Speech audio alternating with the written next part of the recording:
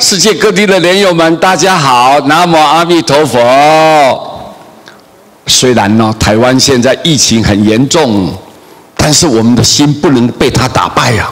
我们要一种感恩感恩开朗的心来面对，好好的去冷静的处理。我相信，我们只要有一种健康的心态，这个日子总会度过去，这个难关一定会度过去的。下面这一章我要告诉大家，一个人呐，如果专挑自己喜欢的、讨厌的，可能我不中意的、我不喜欢的，你马上就情绪就波动。如果你要专挑自己多喜欢的，我要挑我自己中意的，我自己觉得对我看得顺眼的这些东西，我喜欢你专门挑这个东西。那如果一旦遇到你不喜欢的，又怎么样？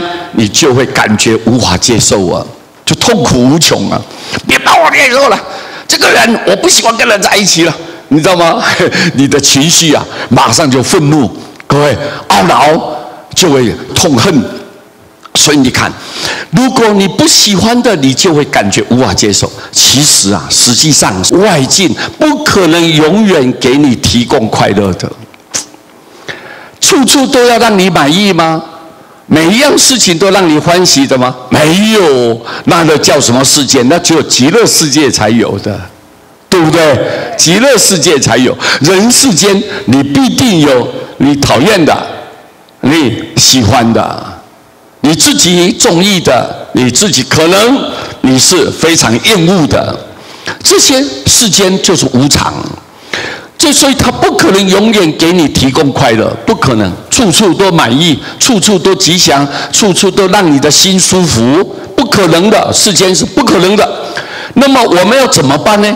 处在这样错综复杂环境里面，我们只有学会适应不喜欢的，你不喜欢的那我能够适应它，怎么样去配合别人的脚步？我不排斥它我不厌恶它，我怎么样能够改变我自己，能够融合这个团体里面，跟大家相处愉快？你要学会去适应你不喜欢的。你看，我们今天如果说每一个人你都很喜欢，那当然皆大欢喜，这是人间净土。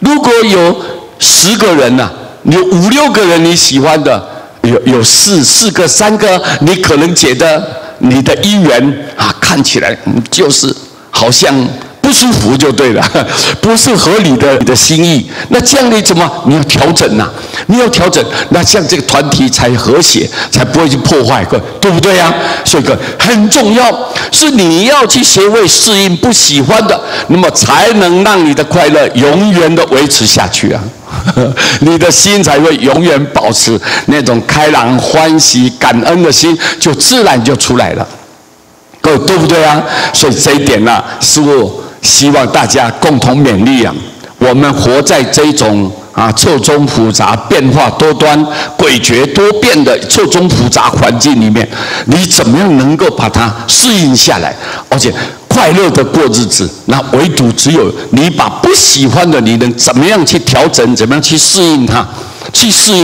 怎么样去改变它？要改变别人，不如改变自己。改变自己。如果你观念心境一改变，不是环境不是环境改变你的心情，你的心情是要你自己的心要改变，那自然每天都保持健康正常，很幸福，非常快乐。所以各位，这一点呢，是提供给各位大家参考。再念一遍：一个人专挑自己喜欢的，那一旦遇到不喜欢的，你就会感觉无法接受。其实外境不可能永远给你提供快乐，只有你学会适应不喜欢的，那么才能让快乐永远维持下去。把这一章送给大家，谢谢，南无阿弥陀佛。